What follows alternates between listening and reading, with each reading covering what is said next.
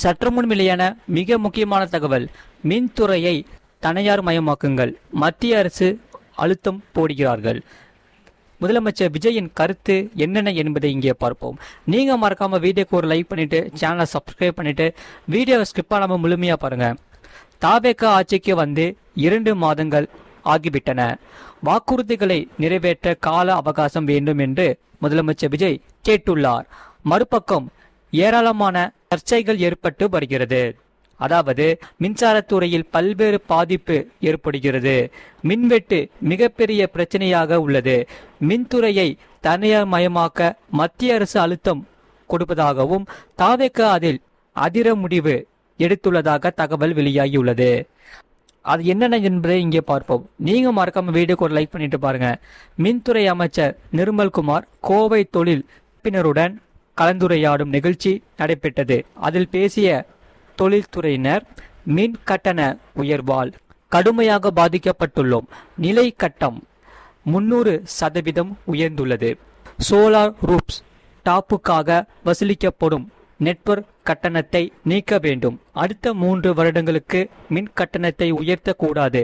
அரசு மற்றும் பொதுத்துறை நெட்வொர்க்குகளில் உள்ளூர் நிறுவனங்களுக்கு முக்கியத்துவம் கொடுக்க வேண்டும் உள்ளிட்ட பல்வேறு கோரிக்கைகளை வைத்துள்ளன. இதனால் தொழில்துறையினரின் குறைகளை கேட்டு இறுதியாக பேசிய அமைச்சர் நிர்மல்குமார் 1.5 லிட்டரின் பொருளாதாரம் இலக்கு வைத்துள்ளோம். உள்ளூர் நிறுவனங்களுக்கான வாய்ப்புகளை அதிகப்படுத்த வேண்டும்.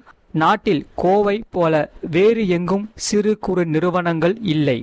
தாவேக அரசுக்கு வெளிநாடுகளில் இருந்து முதலீடுகளை கொண்டு வருவதில் உடன்பாடில்லை. கடந்த ஆட்சியில் அப்படி நிறைய செய்தனர்.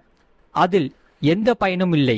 அதே சமயம் வெளிநாடுகளில் இருந்து வருவோர் அவர்களின் லாபத்தை மட்டும்தான் பார்ப்பார்கள். நம் உள்ளூர் நிறுவனங்களை ஊக்கப்படுத்துவதில் பொருளாதாரத்தில் சிறப்பான வளர்ச்சியை எட்ட முடியும். கடந்த 15 வருடங்களாக இதை செய்யவில்லை. இதில் கோவை, திருப்பூர் போன்ற தொழில் நகரங்களை சிறந்த முறையில் வளர்ச்சியடைய வைத்தால் 2 டில்லியன் பொருளாதாரத்தை கூட அடையலாம். அதற்கான சிறந்த கொள்கைகளை அரசு உருவாக்கி இருக்கிறது. அதே சமயம் மின்துறையில் புதிய தொழில்நுட்பங்களை செயல்படுத்த உள்ளோம். இதற்காக மெட்ராஸ் ஐஐடி கல்வி நிறுவனத்துடன் புரிந்துணர்வு ஒப்பந்தத்தில் ஈடுபட்டுள்ளோம். இதனால் மின்துறையை காப்பாற்ற வேண்டிய நிலையில் இருக்கிறோம். திமுக ஆட்சியில் மின் விநியோகத்தை தனியாருக்கு கொடுக்க அழுத்தம் தரப்பட்டது.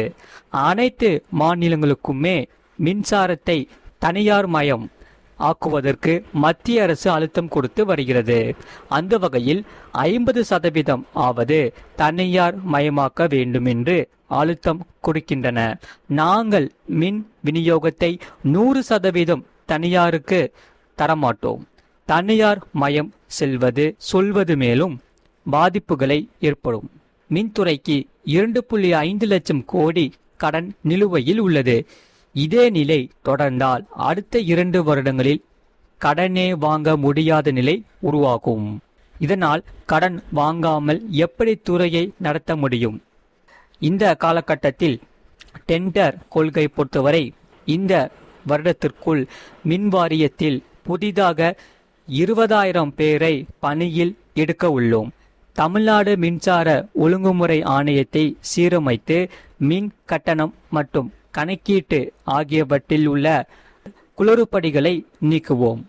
ஒழுங்குமுறை ஆணையம் சீரானவுடன் மாதாந்திர மின் கட்டணம் உள்ளிட்ட தொழில்துறையினரின் கோரிக்கையை நிறைவேற்றப்படும். ஒரு சிலருக்கு மட்டும் சாதகமாக உள்ள டெண்டர் கொள்கைகளை நீக்கி வருகிறோம். மின் கொள்முதல் கட்டணத்தை குறைக்க நடவடிக்கை எடுப்போம். அதே சமயம் இதற்கு விரைவில் மின்துறையில் நிறைய மாற்றங்கள் நடைபெறும். கடந்த 10 ஆண்டுகளாக தொழில்துறையினர் பல்வேறு நெருக்கடிகளை சந்தித்துள்ளன. இதனால் மின்சார வாரியம் தொழில்துறைக்கு தேவையான ஆதரவை தரும். அதே சமயம் இதற்காக இந்த ஆட்சியில் எதையும் ஆறப்போட்டு செய்ய மாட்டோம். தினசரி காலை 8 மணி முதல் இரவு 9 மணி வரை தலைமை செயலகத்தில் மக்களின் கோரிக்கைகளை கேட்கிறோம். எந்த பிரச்சனையாக இருந்தாலும் எங்களை அணுகலாம். விரைவில் தொழில்துறைக்காக நெருக்கடிகள் விலகும் என்றார். மறக்காம வீடியோக்கு ஒரு லைக் பண்ணிட்டு சேனலை சப்ஸ்கிரைப் பண்ணிட்டு பாருங்க. அதே சமயம் மாற்றுத்திறனாளிகளுக்காக நலத்திட்டங்கள் முதலமைச்சர் விஜய் அதிகாரிகளுடன் ஆலோசனை மேற்கொண்டுள்ளார். அதாவது தமிழக சட்டசபையில் விரைவில் பட்ஜெட் தாக்கல் செய்யப்பட உள்ளதை முன்னிட்டு முதலமைச்சர் விஜய் நாள்தோறும் அரசு துறைகளின் உயர் அதிகாரிகளுடன் தொடர் ஆலோசனைகள் மேற்கொண்டு வருகிறார். அந்த வகையில் தலைமை செயலகத்தில் மாற்றுத்திறனாளிகள் நலத்துறை மற்றும் தொழிலாளர் நலத்துறை அதிகாரிகளுடன் முதலமைச்சர் விஜய் அவர்கள் தீவிர ஆலோசனை நடைபெற்று வருகிறார். அதே சமயம் இன்றைய கூட்டத்தில் முதலாவதாக மாற்றுத்திறனாளிகளுக்கான நலத்துறை அதிகாரிகளை அழைத்து முதலமைச்சர் விஜய் ஆலோசனை நடத்தினார்.